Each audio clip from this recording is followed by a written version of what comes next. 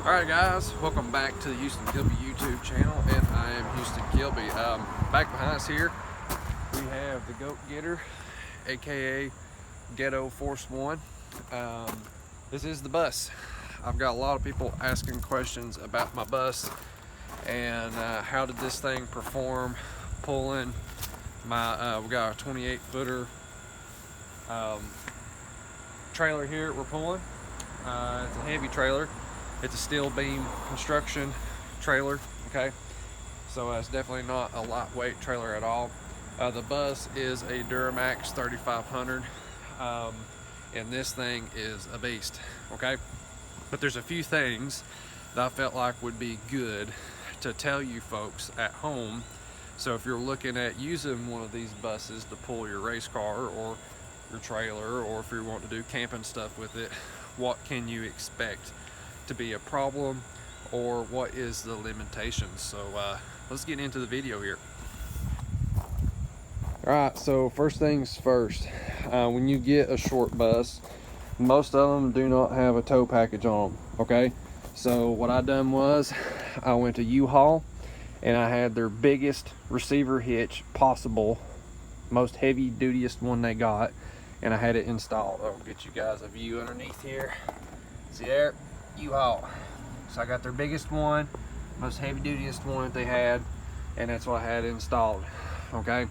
For my trailer setup, I went and got also the most heavy dutyest Curt Sway Bar setup to put on here, and it works really good. That was super helpful on our very long drive up to Ohio, pulling this trailer with a 3,700 pound race car inside it, and my generator, fuel, oil, tools, and a golf cart as well inside this thing, okay? So it pulled all this very nicely, and that thing helped out a bunch of keeping the trailer tamed down and not trying to do all this weird floating stuff. Without the sway bar on it, pulling my GTO, okay, it's my four-door car, but my race car's in the garage there. When I pull it without the sway bar on it, it has a little bit of movement in there, but once you put this thing on, no problems at all. All right, air conditioner. I was in an extreme hurry and we had to have some air conditioning. You guys can see we hadn't even painted this or covered it with any aluminum yet.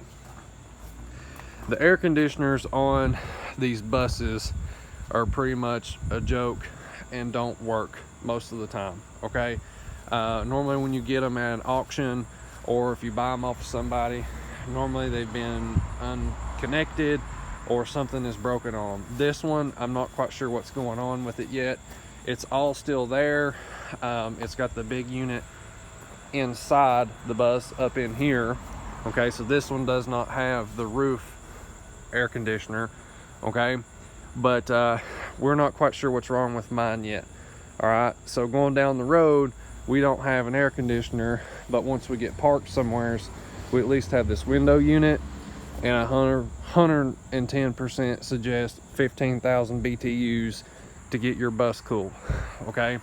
When you're parked somewheres at the racetrack and you are at a asphalt surface or something like that, it will burn you out of this thing. Those windows, those big windows right there, are like magnifying glasses. It will get 110 degrees inside there on an 85-degree day, okay? So that's something you need to be aware of if you're going to do the short bus route. Figure out some way to cover up your windows, and I'll show you guys that here in a minute, and get yourself a big old air conditioner to go in it somewheres. Or if yours is lucky enough and yours does work, the unit that comes with the bus, then you're in good shape. So, another thing that we need to talk about, get a better view here of the bus. Transmission. Transmission is super important when it comes to the life of one of these things and pulling something with it, okay? Something that you need to be aware of, the Duramaxes in the short buses most of the time do not come with a Allison transmission, okay? That is something that is a weak point on these deals. Now, the 6500 buses, the 6500 short buses and the 6500, the Kodiaks, I believe is what they call them. Those do come with the Allison transmissions, okay? But these, unfortunately, majority of them do not. Alright, so let's talk about the transmission just a little bit more. I feel like there's some details on this, and in my opinion, this is the most important segment of this video. Alright, so the bus has a 4L80E in it, okay?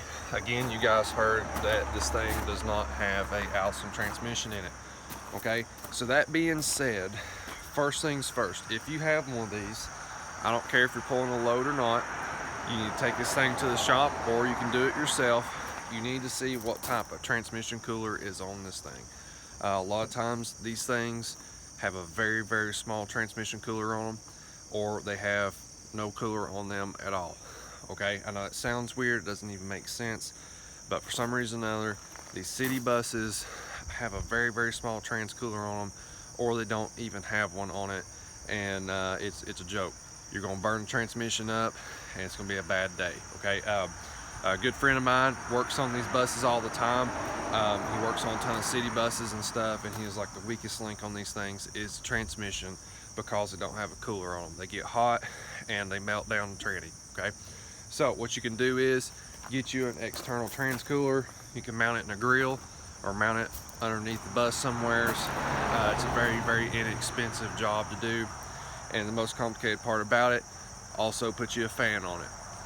If you're not going to be towing, you can run just the trans cooler up front, in front of the radiator, and it'll be okay. Just run around town and stuff. But if you're going to be towing and pulling anything with it, get you a fan on it. Well, I was finding out once I went up to some very, very steep grades on top of some mountains and stuff, pulling a load, I found that I needed the fan to get it cooled back down and keep a maintained cool temperature and stuff on transmission. That's just what I found out. That's just me. So that's the most important thing right there. If you get anything out of this video, get that. Know that you need to put some sort of transmission cooler on it, and these things will work really, really well. I was very, very happy with the trip and stuff that we took. Once we got the cooler on there, I could tell a huge difference in the bus, and also using those temp gauges there to be able to keep an eye on it. So number one, get you a transmission cooler on it first thing, okay? Number two, get some sort of temp gauge on the transmission, okay? The easiest way to do that is get you one of those oil pans like what I use. I think that's a Dale pan. You can get them on eBay, you can get them on Amazon, and they've already got the bung fitting in it for a temperature probe, okay? So that makes it easy, and it gives you an extra quart of transmission fluid on your transmission, okay? So those deep well pans, they work pretty good. But that's like the main thing on these deals.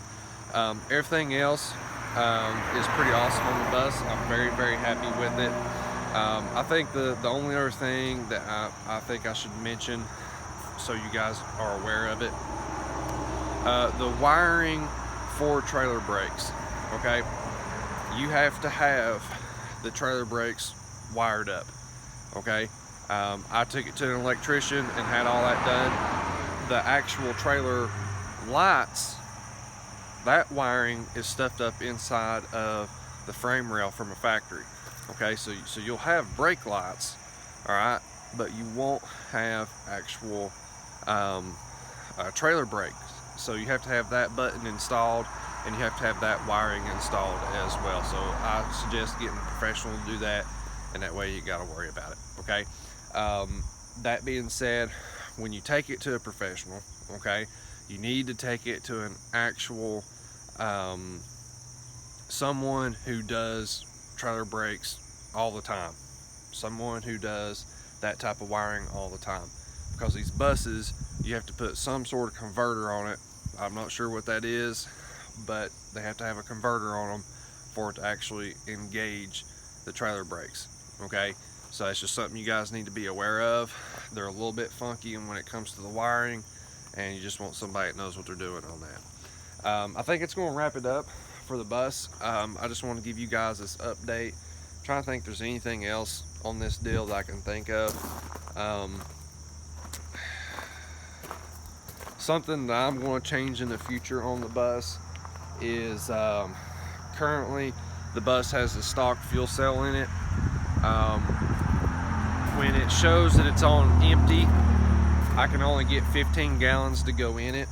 For long trips, that's really bad.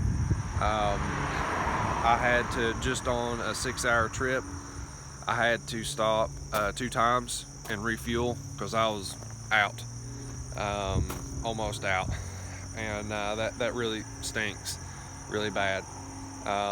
Fuel mileage wise, just to give you guys that information, I was showing 14.3 miles to the gallon pulling the load. Okay, I haven't got to drive the bus just on the interstate without pulling the load yet to be able to give you like what the fuel mileage is. I'm not sure what that is. I've always been pulling something with it or just driving around town. Driving around town with pulling a load, you're looking at about 10 miles to the gallon. With no load around town, I was showing still around like right around the 13.5, something like that, miles to the gallon around town with no load. But I haven't got to go on the interstate yet for a long enough distance to be able to tell you average wise what I'm making fuel mileage with no load. So yeah, I think that's it. Love the bus, it works great. Only negative side to this whole thing is just being able to work on the motor. It's very cramped where it is a bus, and where it's built off an express van setup. That's the hardest part about it, but the rest of it pretty cool. I like it, it works good. I hope this video was helpful for you guys at home, and I hope it gave you some good information on these short buses if you want to pull a load. Till next time, you guys have a good one. Thank you guys so much for watching. Make sure you are subscribed to the channel. Don't forget to go over to KillerMotorsports.com, where we've got all kinds of merch over there and all kinds of high performance products as well. And definitely a big shout out to our sponsors and partners. Till next time, you guys have a good one.